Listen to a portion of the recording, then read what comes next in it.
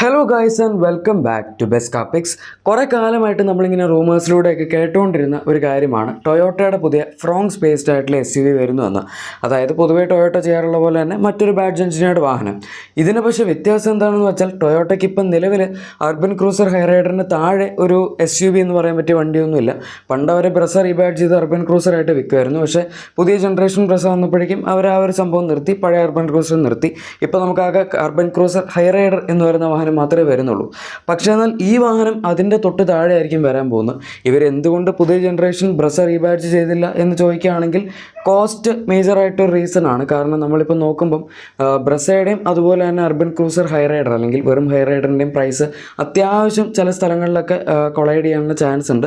പ്രത്യേകിച്ച് ചില വേരിയൻസ്, അതായത് നമ്മളിപ്പോൾ ബ്രസയൊക്കെ നോക്കുകയാണെങ്കിൽ അതിൻ്റെ VXi ZXi തുടങ്ങിയ വേരിയൻസ് ഒക്കെ നമ്മുടെ ഹൈറൈഡറിൻ്റെ ബേസും അതുപോലെ തന്നെ സെക്കൻഡ് ബേസ് ഞാൻ പറയുന്നില്ല, എന്നാലും ബേസിക് വേരിയൻസ് ഒക്കെ ആയിട്ട് അത്യാവശ്യം കൊളൈഡ് ചെയ്യും. ഇപ്പോൾ ആൾക്കാർ കയറി വരുമ്പം ഒരു വണ്ടി നോക്കുന്ന സമയത്ത് ചിലപ്പം ഹൈറൈഡർ കണ്ടു കഴിഞ്ഞാൽ അത് കുറച്ചുകൂടെ വലിയ വണ്ടി ആയതുകൊണ്ട് അത് പ്രിഫർ ചെയ്തേക്കാം എന്ന് വിചാരിച്ചായിരിക്കാം ചിലപ്പോൾ അവർ മാറ്റിയത്. എന്തായാലും റീസൺ എന്തും ആവട്ടെ, ഇപ്പോൾ എന്തായാലും അവരത് ചെയ്തില്ല. അതിന് പകരം ഫ്രോങ്സ് ആണ് അവർ റീബാഡ്ജ് ചെയ്യാൻ ഉദ്ദേശിക്കുന്നത്.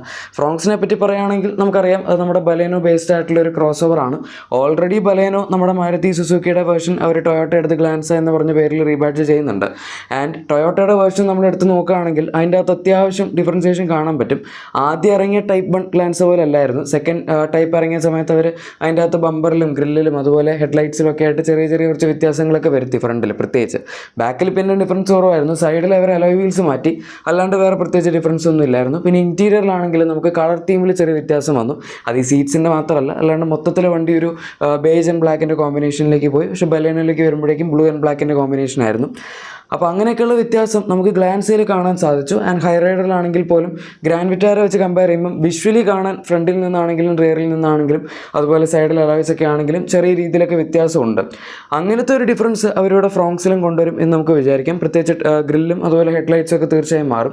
മിക്കവാറും നമുക്ക് ഹൈറൈഡറിലുള്ള പോലെ ഒരു ഇൻഡിവിജ്വൽ ആയിട്ടുള്ള സിംഗിൾ സ്ട്രിപ്പ് DRLs കിട്ടാനാണ് ചാൻസ്. ഫ്രോങ്സിൽ നമുക്കറിയാം 3 ഇൻഡിവിജ്വൽ ആയിട്ടുള്ള DRLs പോലെയാണ് വരുന്നത് ടോപ്പ് പോർഷനിൽ. പക്ഷേ ഇതിൻ്റെ അകത്ത് അങ്ങനെ വരാൻ ചാൻസ് ഇല്ല.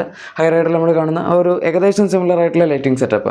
പിന്നെ ഗ്രില്ല് മാറുക, ബമ്പർ മാറുക, അതുപോലെ സൈഡിലാണെങ്കിൽ അലോയ് വീൽസ് മാറുക. ബാക്കിലും നേരത്തെ പറഞ്ഞ പോലെ ആ ഇൻഡിവിജ്വൽ ആയിട്ടുള്ള 3 LED ലൈറ്റ്സിന് പകരം കണക്റ്റഡ് ആയിട്ടുള്ള സിംഗിൾ ആയിട്ടുള്ള ഹെഡ് ലാംപ്സ് ടെയിൽ ലാംപ്സ് വരാനുള്ള ചാൻസും കൂടുതലാണ്. പിന്നെ എക്സ്റ്റീരിയറിൽ അങ്ങനെ പറയത്തക്ക വലിയ വ്യത്യാസങ്ങളൊന്നും വരാൻ ചാൻസ് ഇല്ല. ഇൻറ്റീരിയറിലേക്ക് വരികയാണെങ്കിൽ അവിടെ നമുക്ക് ചെറിയ രീതിയിലൊക്കെ വ്യത്യാസങ്ങൾ എക്സ്പെക്റ്റ് ചെയ്യാം. അതിപ്പോൾ ഡിസൈൻ്റെ കാര്യത്തിലൊന്നും അല്ല.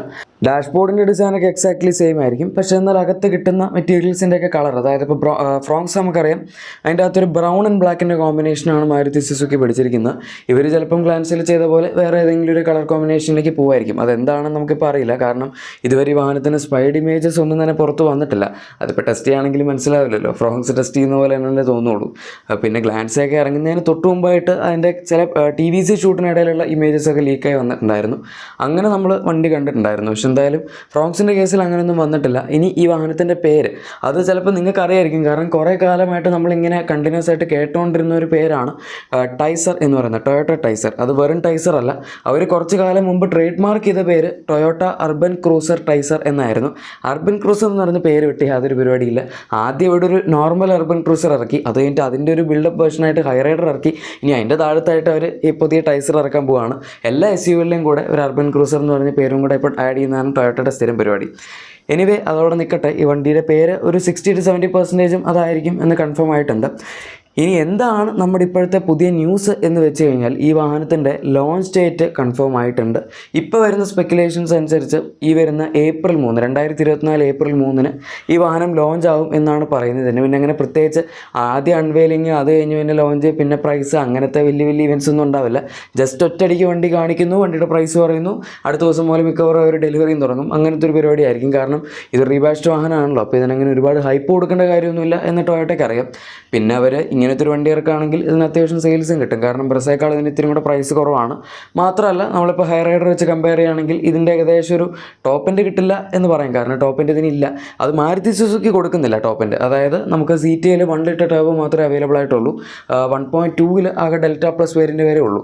സത്യം പറഞ്ഞാൽ ടൊയോട്ടയ്ക്ക് കൂടുതൽ സെയിൽസ് കിട്ടണമെങ്കിൽ ചെയ്യാൻ പറ്റുന്നൊരു കാര്യം ഇപ്പോൾ ആൾക്കാർ ഡിമാൻഡ് ചെയ്യുന്ന സംഭവമാണ് ഫ്രോങ്സിൽ. കാരണം ആൾക്കാർക്ക് ടോപ്പ് എൻഡിലേക്ക് പോകണമെന്നുണ്ട്, പക്ഷേ 1 ലിറ്റർ ടർബോ പെട്രോൾ വേണമെന്നില്ല. കാരണം എല്ലാവരും ഈ പെർഫോമൻസ് പെർഫോമൻസ് ഫോക്കസ്ഡ് ആയിട്ടും നല്ല വണ്ടി എടുക്കുന്നത്, മൈലേജ് കൂടുതൽ കിട്ടുക, അതുപോലെ അത്യാവശ്യം കുറഞ്ഞ വിലയിൽ വണ്ടി കിട്ടുക എന്ന് പറയുന്ന സംഭവങ്ങളൊക്കെ വെച്ചിട്ടാണ്. ടർബോയിലേക്ക് വരുമ്പോഴേക്കും ഈ രണ്ട് കാര്യങ്ങൾ അവിടെ ഇല്ല. കാരണം പ്രൈസ് നോർമൽ 1.2 വെച്ച് കമ്പയർ ചെയ്യുമ്പോൾ ഏകദേശം 1.5 ലക്ഷം രൂപയോളം കൂടുതലാണ്.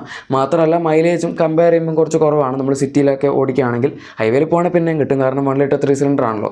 1.2 എന്ന് പറയുമ്പോൾ 4 സിലിണ്ടർ ഡ്യുവൽ ജെറ്റ് പെട്രോൾ എഞ്ചിനാണ്. അത് പിന്നെ മൈലേജിന് വേണ്ടി തന്നെ അവർ ഉണ്ടാക്കിയിരിക്കുന്ന എഞ്ചിനാണ്. 1 ലിറ്ററും same KTC dual jet technology ഉപയോഗിക്കുന്ന എഞ്ചിനൊക്കെ തന്നെയാണ്. പക്ഷെ എന്നാൽ പോലും അതിൻ്റെ അകത്ത് ടർബോ ഉള്ളതുകൊണ്ട് നമുക്ക് നല്ല പവർ ഡെലിവറി കിട്ടും. സത്യം പറഞ്ഞാൽ ഫ്രോങ്സിന് ടർബോ പെട്രോൾ എന്തൂസിയാസ്റ്റിക് ആയിട്ട് ഓടിക്കാൻ വളരെ നല്ലതാണ്. ഈ വണ്ടി ഒരു ക്രോസ് ഓവർ ഫോമാറ്റിലാണ് ഇരിക്കുന്നതെങ്കിലും ഇതിൻ്റെ ഹാൻഡ്ലിംഗ് അത്യാവശ്യം ഡീസൻ്റ് ആയതുകൊണ്ട് നമുക്ക് അത്യാവശ്യം വണ്ടി പുഷ് ചെയ്തുകൊണ്ട് നടക്കാൻ പറ്റും. ഇനി നിങ്ങൾക്ക് അങ്ങനെ ഓടിക്കാൻ താല്പര്യം ഉണ്ടെങ്കിൽ. പക്ഷേ അതാണ് ഞാൻ പറഞ്ഞത്, അങ്ങനെ ആൾക്കാർക്ക് അധികം ഓടിക്കാൻ താല്പര്യമില്ല. അതുകൊണ്ട് തന്നെ ഇതിൻ്റെ ടർബോ വേരിയൻസിൻ്റെയൊക്കെ സെയിൽസ് വളരെ മോശമാണ്. 10-20% അടുത്ത് മാത്രമേ ഫ്രോങ്സ് ടർബോയ്ക്ക് സെയിൽസ് പോകുന്നുള്ളൂ. ബാക്കിയൊക്കെ 1.2 ഡ്യുവൽ ജെറ്റ് തന്നെയാണ് പിടിക്കുന്നത്. ഇനി ഞാൻ നേരത്തെ പറഞ്ഞു തന്നെന്താണെന്ന് വെച്ചാൽ, ടൊയോട്ട ഇതിൻ്റെ ഫ്രോങ്സിൽ വരുന്ന alpha model 1.2 litre petrol engine വെച്ച് കൂടി കൊടുക്കുകയാണെങ്കിൽ അതൊരു നല്ല ചോയ്സ് ആയിരിക്കും. കാരണം അവർക്ക് ഫ്രോങ്സിൻ്റെ അണ്ടർ കട്ട് ചെയ്ത് പ്രൈസ് ടോപ്പ് എൻഡിന് ചെയ്യാനും പറ്റും. മാത്രമല്ല കൂടുതൽ ആൾക്കാർ ഡിമാൻഡ് ചെയ്യുന്നതുകൊണ്ട് ആൾക്കാരങ്ങ് വാങ്ങുകയും ചെയ്തത്. ഇപ്പോൾ നമുക്ക് സിഗ്മ ഡെൽറ്റ പ്ലസ് അതുപോലെ തന്നെ സീറ്റ ആൽഫ തുടങ്ങിയ വേരിയൻസ് ആണ് ഫ്രോങ്സിൽ വരുന്നത്. അതിലെല്ലാ വേരിയൻസും ടൊയോട്ട റീബാഡ്ജ് ചെയ്തോളണമെന്നും ഇല്ല കേട്ടോ. അവർ പക്ഷേ കഴിഞ്ഞ പ്രാവശ്യം ഗ്ലാൻസ് റീബാഡ്ജ് ചെയ്ത സമയത്തെല്ലാം ചെയ്തായിരുന്നു. അതുപോലെ തന്നെ ഈ അടുത്ത് എർട്ടിക ചെയ്തപ്പോൾ മിക്ക വേരിയൻസും ചെയ്തായിരുന്നു. അതുപോലെ ഹൈറൈഡർ ചെയ്തപ്പോഴും എല്ലാ വേരിയൻസും ചെയ്തായിരുന്നു.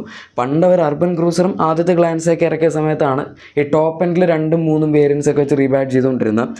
എന്തായാലും ടൊയോട്ടയെ സംബന്ധിച്ചിടത്തോളം വണ്ടി ഇപ്പോൾ കൂടുതൽ അവർക്ക് വിൽക്കാൻ താല്പര്യമുണ്ടെങ്കിൽ എല്ലാ വേരിയൻസും ചെയ്യുന്നത് തന്നെയാണ് നല്ലത്. കാരണം അതിനനുസരിച്ച് അപ്പോൾ സെയിൽസ് കൂടും. മറ്റെന്ന് പറഞ്ഞാൽ ഒരു ഇത്തിരി പ്രീമിയം പൊസിഷനിൽ വെക്കുമ്പോൾ ആൾക്കാർ പെട്ടെന്ന് കമ്പയർ ചെയ്യുമ്പോൾ വിചാരിക്കും എൻ്റെ പൊന്നോ ബലേനോ ഗ്ലാൻസും തമ്മിൽ 2 ലക്ഷം രൂപയുടെ വ്യത്യാസമാണ്. പക്ഷേ അതെന്തായിരിക്കും, ബലേനോയുടെ സിഗ്മയും അതുപോലെ ഗ്ലാൻസയുടെ സെക്കൻഡ് ടോപ്പ് അതായത് G വേരിയൻ്റൊക്കെ വെച്ചായിരിക്കും അവർ കമ്പയർ ചെയ്യുന്നത്.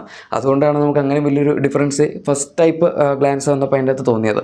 സെക്കൻഡ് വന്നപ്പോഴേക്കും അതിൻ്റെ അകത്ത് അങ്ങനത്തെ പ്രശ്നമൊന്നുമില്ലായിരുന്നു, പുതിയ ജനറേഷൻ ബലേനോ റിവൈഡ് ചെയ്തപ്പോൾ. എന്തായാലും നമുക്ക് കാണാം ഇവരെങ്ങനെയൊക്കെയാണ് ചെയ്യാൻ പോകുന്നത്. എഞ്ചിൻസ് ഒക്കെ സെയിം തന്നെയായിരിക്കും. നേരത്തെ പറഞ്ഞ 1 ലിറ്റർ ടർബോ പെട്രോൾ ഉണ്ടാവും. അതുപോലെ 1.2 dual jet naturally aspirated 4 cylinder petrol engine ഉണ്ടാവും. ഇവർ പിന്നെ ഇതിൻ്റെ അകത്ത് രണ്ടിലും 2 ട്രാൻസ്മിഷൻ ഓപ്ഷൻസും കൊടുക്കുന്നതുകൊണ്ട് കുഴപ്പമില്ല. അതായത് നിങ്ങളിപ്പോൾ 1.2 എടുക്കുകയാണെങ്കിൽ അതിൻ്റെ അകത്ത് നമുക്ക് AMT ഓട്ടോമാറ്റിക് അവൈലബിൾ ആണ്. അതുകൊണ്ട് കൺവീനിയൻസ് വേണ്ടവർക്ക് അത് എടുക്കാം. ഇനി അതല്ല 1 ലിറ്റർ ടർബോ പെട്രോളിൻ്റെ ആ ഒരു പെർഫോമൻസ് വേണം, പക്ഷേ എന്നാൽ ഓട്ടോമാറ്റിക്കും വേണം, എനിക്ക് ചുമ്മാ ക്ലച്ച് ചവിട്ടി ട്രാഫിക്കിലൊക്കെ പതുക്കെ നിരങ്ങാൻ വയ്യ എന്നുള്ളവർക്ക് വേണ്ടി അതിൻ്റെ അകത്ത് 6 സ്പീഡ് ടോക്ക് കൺവേർട്ടർ ഓട്ടോമാറ്റിക്കും ഉണ്ട്. അത് 6 സ്പീഡ് ടോക്ക് കൺവേർട്ടർ ആണ്, ഈസി എക്സോസ്റ്റ് ഗിയർ ബോക്സ് ആണ്. എന്നാൽ പോലും മറ്റുള്ള വണ്ടികളിൽ വരുന്ന പോലെ, അതായത് ഈ മാരുതിയുടെ തന്നെ K15C എഞ്ചിനിൽ വരുന്ന പോലെയൊക്കെ തന്നെയാണ്, കുറച്ച് ലെതാർജിക്കാണ് ഗിയർ ബോക്സ്. അതുകൊണ്ട് ഈ ടർബോയുടെ കൂടെ വരുമ്പോൾ കോമ്പിനേഷൻ ഒരു ആവറേജ് ആയിട്ട് ഇരിക്കുകയുള്ളൂ. നിങ്ങൾ ടർബോ എടുക്കുകയാണെങ്കിൽ മാനുവൽ എടുക്കുന്നതാണ് അതിൻ്റെ രസം, ഓടിക്കാൻ കിട്ടുന്നത്. 1.2 എടുക്കുമ്പോൾ ഇപ്പോൾ ഓട്ടോമാറ്റിക് എടുത്താലും മാനുവൽ എടുത്താലൊക്കെ കണക്കാണ്. കാരണം അതിൻ്റെ അകത്ത് അങ്ങനെ നമുക്ക് ഭയങ്കരമായ പെർഫോമൻസ് ഒന്നും ലഭിക്കാനില്ല. എനിവേ ഇതാണ് വീഡിയോ. ഇഷ്ടപ്പെട്ടെങ്കിൽ ലൈക്കും സബ്സ്ക്രൈബും ഷെയറൊക്കെ ചെയ്തേക്കാം. നമുക്ക് മറ്റൊരു വീഡിയോയിൽ കാണാം. Thank you for watching my video and good bye.